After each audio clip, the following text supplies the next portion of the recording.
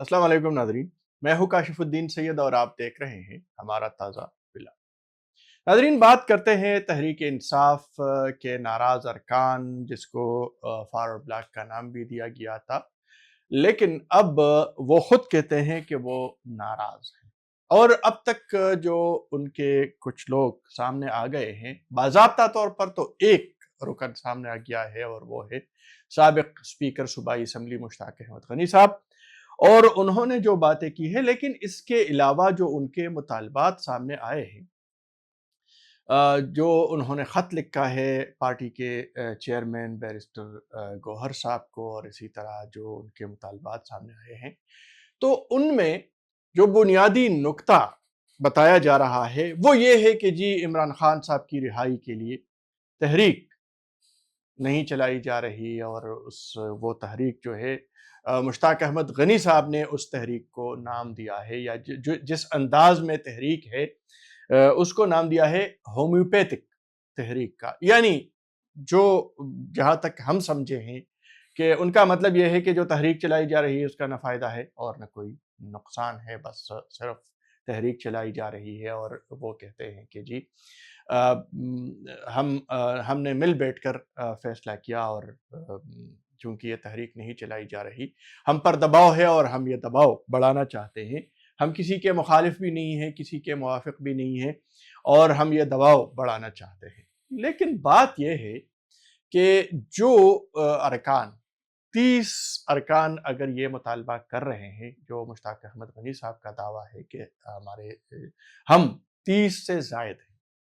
तो अगर 30 अरकान भी ये मुतालबा कर रहे हैं कि जी खान साहब की रिहाई के लिए तहरीक वो मौसर अंदाज में नहीं चलाया जा रहा, तो ये जो 30 अरकान सूबाई असम्बली हैं, इनकी अपनी कारकर्दगी इस हवाले से क्या है? जो नाम है, चूँकि बाज़ाब्ता तौर पर सिर्फ़ अभी मुश्ताक अहमद गनी साहब सामने आए हैं, लेकिन जो और नाम है और वो बाज़ाब्ता सामने नहीं आए, तो हम भी उनका नाम नहीं लेना चाहते, लेकिन जिनको हम जानते हैं, उनके हवाले से अगर हम एक-एक के हवाले से बात करें, तो जो इमरान खान साहब की तहरीक, और फिर बिलख़ुसूस जो अडियाला जेल के सामने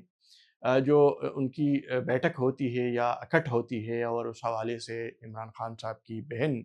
अलीमा खान साहिबा का जो मुतालबा रहा है, तो ये जो 30 अरकान मिलकर कितने लोग लेकर आ जाते हैं उस तहरीक या उस जुलूस में या अडियाला जेल के सामने।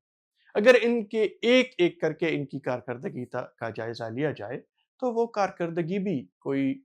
इस काबिल नहीं है कि वो उसको एक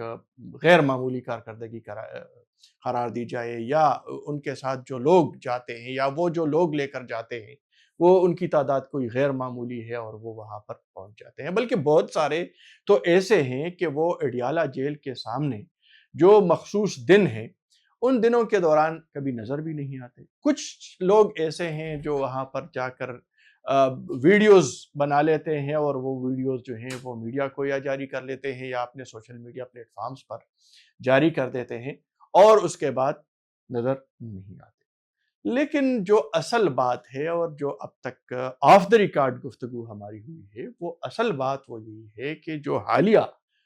तौसीह हुई है सूबाई काबीना में, उस काबीना में तौसीह के हवाले से उनका इख्तिलाफ है। और चूंकि बहुत सारे लोग तवक्को कर रहे थे, या कुछ लोगों के साथ वादा किया गया था, वो वादा पूरा नहीं हुआ, अब वो नाराज़ हैं और वो दबाव बढ़ाना चाहते हैं। और मौका भी ऐसा है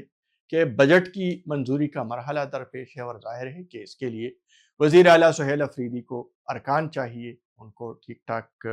तादाद चाहिए जो इस बजट को पास करे, और फिर न सिर्फ पास करे, बल्कि जब बजट पर बहस हो और खानदगी हो, तो इस दौरान वो हुकूमत की तारीफ़ें भी करे। और खौफ ये है वज़ीर आला साहब को और उनकी जो कैबिनेट है, कि कहीं ऐसा ना हो कि ये बजट तकारीर के दौरान ये अरकान अपनी नाराज़गी का इज़हार इस अंदाज में कहीं ना कर दे कि हुकूमत की कारकर्दगी पर तनकीद करें। और कुछ लोगों ने इस हवाले से अपने इरादे का इज़हार भी किया है, अपने अज़ाइम भी ज़ाहिर कर दिया है। इस हवाले से जो एक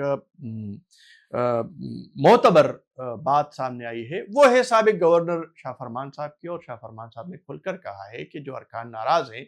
वो इसी वजह से नाराज़ है कि उनको वजारतें नहीं दी गई, उनके हलकों में फंड्स नहीं दिया जा रहा है, उनके काम नहीं हो रहे, और यही बातें अपने खत में भी ये अरकान कह चुके हैं किसी न किसी अंदाज में कि जी ब्यूरोक्रेसी हमारी बात नहीं सुनती, वज़ीर आला साहब हमारा फ़ोन नहीं उठाते, वो हमारे साथ मुलाकात नहीं करते। तो जो असल नुक्ता है वो इस वक़्त तक यही है कि जो अ, तोसी हुई है काबीना में और उनमें मखसूस अज़ला को या मखसूस अफ़राद को नवाज़ा गया है। एक और बात जो सामने आई है वो ये है कि जो एक कोऑर्डिनेशन कमेटी बनाई गई है और उस कोऑर्डिनेशन कमेटी के सरबराह साबिक़ स्पीकर असद कैसर साहब हैं, और उसके जो अरकान है वो बताया जा रहा है कि उनको जो ज़िम्मेदारी दी गई है कि वो जाएँ और इन अरकान से या जो नाराज़ अरकान हैं इनसे मुलाकात करें, उनको मना लें, उनको मनाएँ और इनको उनको राज़ी करें। तो असल मसला ये है, जो बात सामने आई वो ये है कि इनका तो मसला ही इस कमेटी के अरकान के साथ है, क्योंकि जो भी कमेटी के अरकान हैं, उनके भाई, उनके रिश्तेदार, उनके दोस्त, उनके जो करीबी अफ़राद या उनके मंजूर नज़र अफ़राद, वो काबीना में शामिल हैं या अभी तोसी में शामिल कर लिए गए हैं। ज़ाहिर है कि असद कैसर साहब का भाई वो शामिल है और तगड़ी वज़ारत वो ले चुके हैं, तगड़ा महकमा है उनके साथ। इसी तरह आतिफ़ खान साहब हैं तो उनके सिफ़ारिश पर मुबैना तौर पर मर्दान से तारिक आरियानी साहब को शामिल कर लिया गया है। इसी तरह जो और अरकान है, स्पीकर सूबाई असम्बली बाबर सलीम साहब उसमें शामिल है, तो कहा यह जा रहा है कि उनकी सिफ़ारिश पर भी कुछ लोग शामिल कर लिए गए हैं। तो जितने भी अरकान हैं, अकबर अयूब साहब का नाम है, वो खुद काबीना के मेंबर है, मीना खान साहब हैं वो खुद काबीना के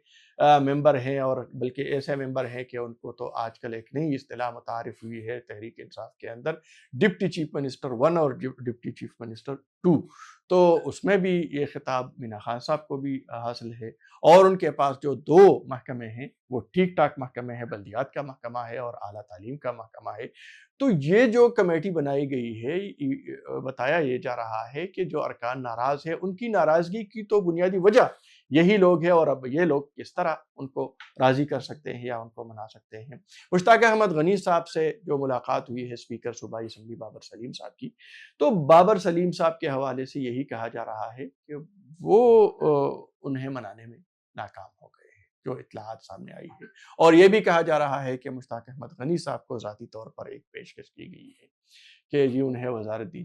जाएगी। लेकिन अब ये भी देखना होगा कि इस वक़्त जो काबीना है या जो काबीना की तादाद है उसमें गुंजाइश कितनी है, और क्या उनके लिए किसी और को कुर्बानी का बकरा बनाया जाएगा। तो अभी तक जो सूरत हाल है वो यही है कि ये जो नाराज़ अरकान हैं वो अ अ, उनका जो मसला है वो यही है। लेकिन एक और अहम बात जो सामने आ गई है वो ये है कि इस वक़्त तहरीक इंसाफ के फ़ैसलों पर जो एक हम कब्ज़ा कह लेते हैं, या जो उसमें जो बालादस्ती है, वो इंसाफ